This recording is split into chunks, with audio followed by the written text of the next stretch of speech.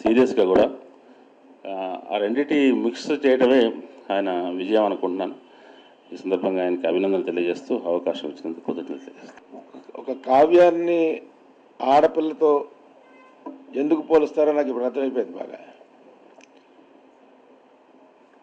ఎందుకంటే మా అమ్మాయి పెళ్లి చేసినప్పుడు కూడా పడిన కష్టం ఈ పుస్తక ప్రచురణకు పడ్డాను. అందుకని బహుశా ఆనాడు పోతనా గారు కూడా కావ్యకన్య అన్నాడు కాబోలు. కానీ అంత కష్టం కూడా ఇప్పుడు మీ అందరినీ చూడగానే మటుమయమైపోయింది నాకు. మా ఆహ్వానాన్ని మందించి అంతమంది తెలిసిన వాళ్ళు, జర్నలిస్టులు, సాహితీ ప్రియులు అందరూ కూడా ఒక చోటుకి చేయడం, ఇది ఈ మధ్యకాలంలో జరిగిన ఒక అరుదైన కాంబినేషన్ లాగా కూడా అనుకోవడం కూడా నాకు చాలా అన్ని కష్టాలు దూది పింజలా ఎగిరిపోయింది. ముఖ్యంగా ఈ పుస్తకంలో ఒక్క నిమిషం చింతే చెప్పాలి ఒక విషయం. అది దీనిలో సంజయ్ కిందే వేశాను. ఒక 4 ఏళ్ల పాటు వచ్చిన శీర్షికని ఇప్పుడు పుస్తక రూపంలో తేవడం ఎట్లా ఉంటుంది, బాగుంటుందా, ఎవరైనా అసలు ఎలా ఉంటుందా అనే విషయంలో కొంత నాకు సంజయ్ చెప్పుకోవాలనిపించి దీంట్లో చెప్పాను. అయితే ఇప్పుడు వీళ్ళు చాలామంది వ్యక్తం చేసిన అభిప్రాయాలు బట్టి ఇది ఎప్పుడైనా చదువుకోదగ్గట్టుగా ఉందని నాకు గ్రహించి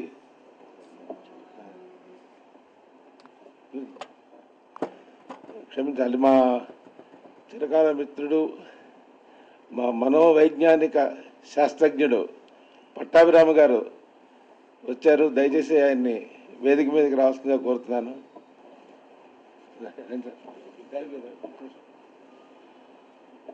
ముఖ్యంగా నాకు చిన్నప్పటి నుంచి ఏంటంటే ఎప్పుడైనా ఏదైనా రాస్తే దానికి బాపు గారు ముఖ చిత్రం వేయాలి, మొండపూడి గారు ముందు మాట రాయాలనే ఒక కోరిక ఉండేది. సరే మొత్తం మీద ఇది తెద్దాం అనుకున్నప్పుడు మొండపూడి గారు పంపితే ఆయన వెంటనే ఒక ముందు మాట రాసి పంపించారు. అయితే ఈ లోపుగానే ఆయన అస్వస్థతకు గురై కాలం చేశారు. రేపు 24వ తారీఖు ఉంది. ఆ లోపుగానే సరే పుస్తకం తేవాలని ఒక తాపత్రయంతో కింద మీద పడి ఇది ఈ రూపాన్ని తీసుకొచ్చాము. అయితే దీని వెనక చాలామంది కూడా కృషి ఉంది. వాళ్ళందరికీ నేను చివరి వందన సమర్పణగా చెప్పాను. ముఖ్యంగా నేను చెప్పదలుచుకుందంటే ఇది మొట్టమొదటి ఇదే రాసిందే. ఇలాంటి శీర్షికలు రాయడానికి కాదు, వేయడానికి గట్స్ ఉండాలని. దీనికి ఆంధ్రజ్యోతి నుంచి నాకు మేనేజింగ్ డైరెక్టర్ రాధాకృష్ణ గారు కానీ, అప్పుడు ఎడిటర్ రామచంద్రమూర్తి గారు కానీ పూర్తి స్వేచ్ఛా స్వాతంత్రంతో పాటు ప్రోత్సాహం కూడా ఇవ్వడం వల్ల మాత్రమే ఇది సాధ్యపడింది. వాళ్ళు కనుక ఇది అంటే వాళ్ళకున్న సర్కిల్స్లో రకరకాల మొహమాటాలు ఉన్నప్పటికీ కూడా వాటిని పక్కన పెట్టి ఏనాడు నాకు జోక్యం చేసుకోలేదు. ఇందాక మూర్తి గారు ఏదో 1-2 సందర్భాలు అన్నప్పుడు కూడా ఆ 1-2 సందర్భాలు వారు నన్ను కన్విన్స్ చేశారే తప్ప ఒక ఏకపక్షమైన ఆదేశాలు నాకు ఎప్పుడు ఇవ్వలేదు, ఇది మానే ఇది చేయొద్దని. అంత అవిచ్ఛిన్నంగా అది రావడానికి ప్రధాన కారకులు వాళ్ళిద్దరు. వారితో పాటు ఇందులో రాశాను, వారిద్దరూ మూల స్తంభాలు అయితే మరో మారుమూల స్తంభం వసంతలక్ష్మి. ఆవిడ సండే ఇన్ఛార్జి. అసలు ఈ మొట్టమొదట సండేలో ఏదో రాద్దామని మొదలుపెట్టి ఒక 3-4 నెలలు ఒక డైరెక్షన్ లేకుండా వెళ్ళింది. ఏవో రకరకాల జోకుల్ని ఇంటర్నెట్ నుంచి వాటిని తెచ్చి వాటికి నేటివిటీ తాళింపు పెట్టి వేసిన సందర్భాలు. అటువంటి టైంలో ఒక పొలిటికల్ డైరెక్షన్గా వెళ్తే బాగుంటుంది అనిపించింది. దాంతోపాటు ఏంటంటే మనకి రాజకీయ నాయకుల్ని పేరు పెట్టి వర్తమాన రాజకీయాల మీద కామెంట్ చేసే పద్ధతి కార్టూన్లోనే చాలా మొదటి నుంచి ఉంది మనకి. తలసిట్టి రామారావు దగ్గర నుంచి ఇప్పుడు శ్రీధర్, శంకర్ వరకు కూడా కార్టూన్లోనే ఆ స్వాతంత్రం ఇచ్చారు తప్ప వ్యాసాల్లోనూ ఆర్టికల్స్లోనూ ఎందుకు ఎక్కువగా రాలేదు. ఆ కార్టూన్లో వాళ్ళు చేసే పనిని నేను అక్షర రూపంలో ఎందుకు చేయకూడదు అనిపించింది నాకు. So it's elaborated version of a cartoon in print form అనమాట. అలాగ మొదలు పెడితే అనుకోకుండా చాలా రెస్పాన్స్ వచ్చింది. పైగా మనం అలా పేర్లు పెట్టి రాసినప్పుడు కూడా వాళ్ళు ఏమీ అనుకోలేదు. ఇన్నేళ్ళు నడిచినా దాని మీద ఎటువంటి కనీసం నోటీసులు, కోర్టు కేసులు కూడా రాలేదు. పైగా ఎంజాయ్ చేశారు కూడాను. అలాంటి వాతావరణంలో ఇది రాశాం కాబట్టి ఈ సరదాకి శీర్షికని ఈరోజు ఈ పుస్తక రూపంలోకి తేవాలని అనిపించింది. లేకపోతే అది అలాగ వదిలేసి ఉండేవాడిని. అంతమంది బాగా ఎంజాయ్ చేశారు. దాన్ని తర్వాత 2-3 కారణాల వల్ల లేట్ అయింది తప్ప, ముఖ్యంగా ముళ్ళపూడి గారు పోయిన సందర్భంగా ఇప్పుడు మరి తప్పకుండా తేవాలనే ఒక తాపత్రయంతో నేను ఈ పని చేశాను. ఇప్పుడు ఇంకా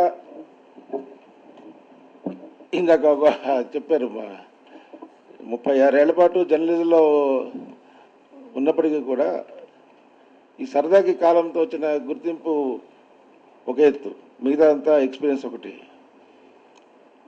అది ముఖ్యంగా చెప్పాలంటే అసలు ఈ కార్యక్రమంలో పాల్గొనాల్సిన పుత్తూరు వెంకటేశ్వరరావు గారు ఆయన వస్తా అన్నారు.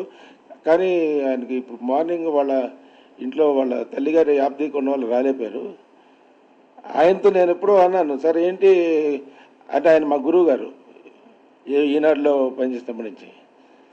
ఇంత సీరియస్ జర్నలిజంలో ఉండి ఇప్పుడు ఏంటంటే సార్ ఏదో కామెడీ రైటర్గా అయిపోయినా నేను అనిపిస్తుంటుందండి నాకు అని.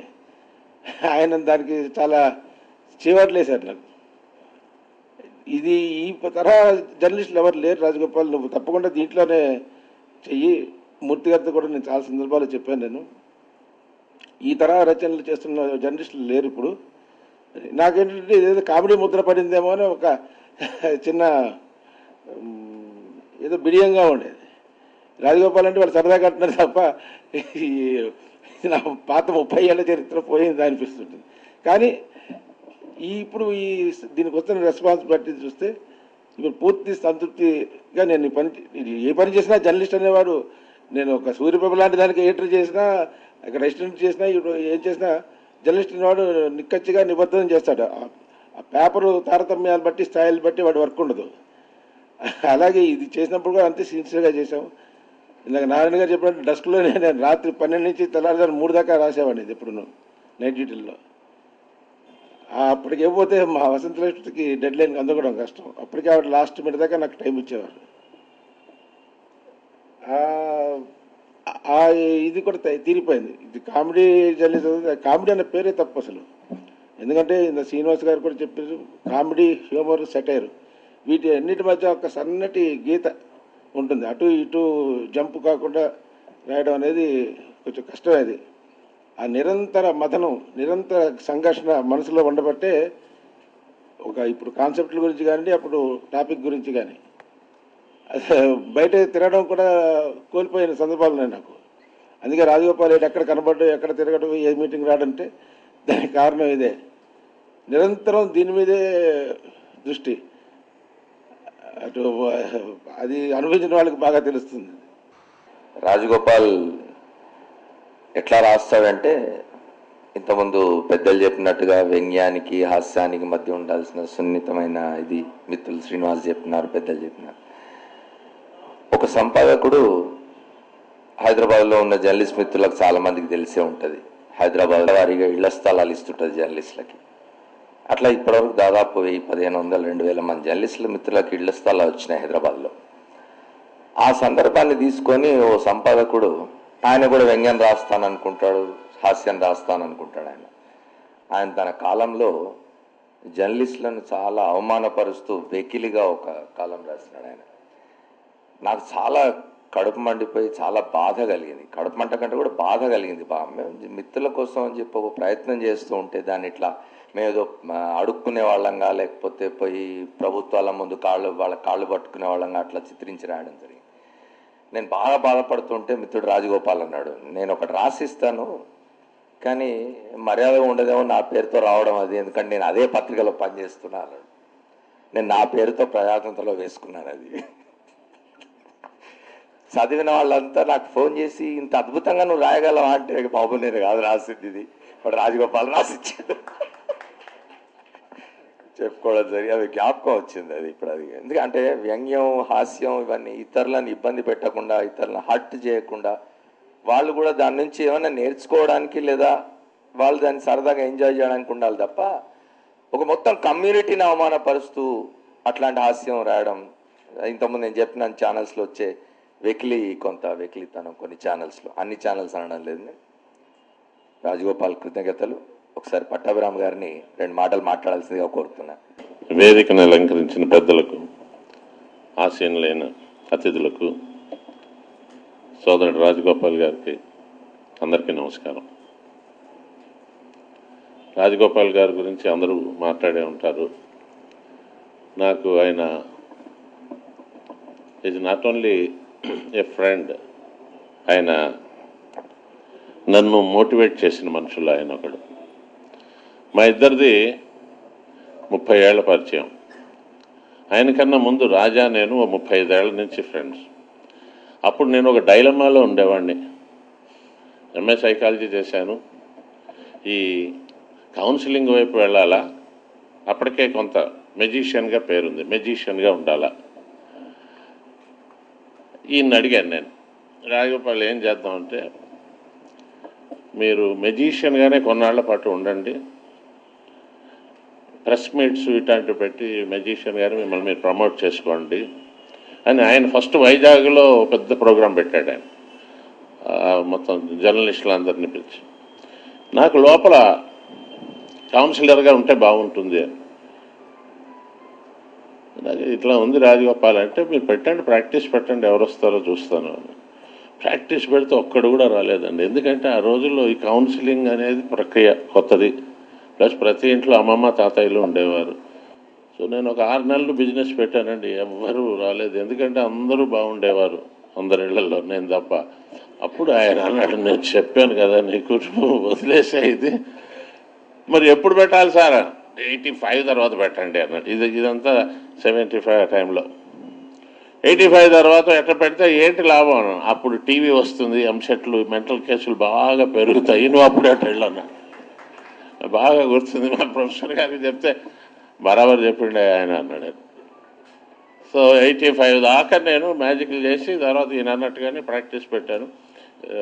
నా మ్యాజిక్ షోలో మంచి మంచి జోక్స్ ఇవన్నీ కూడా ఆయన యాడ్ చేయమన్నది. అంతవరకు మ్యాజిక్ అంటే ఇలా అంటమ్మా ఆయన చేయడం అది ఇది అలా కాకుండా జోక్స్ పెట్టు అని వీళ్ళిద్దరు బ్రదర్స్ అండి. వాళ్ళిద్దరితో మాట్లాడితే మనకి సమయం తెలియదు.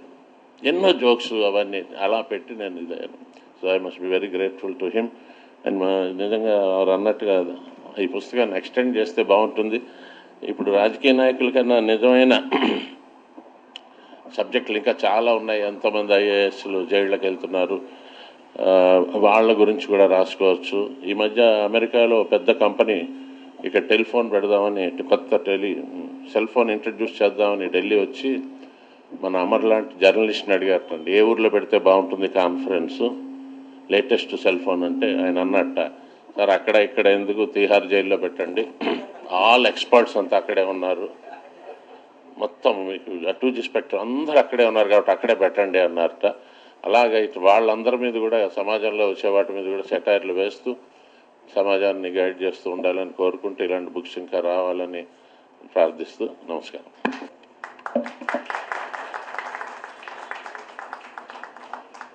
ముందే చెప్పినట్టు మా సహజ పబ్లిక్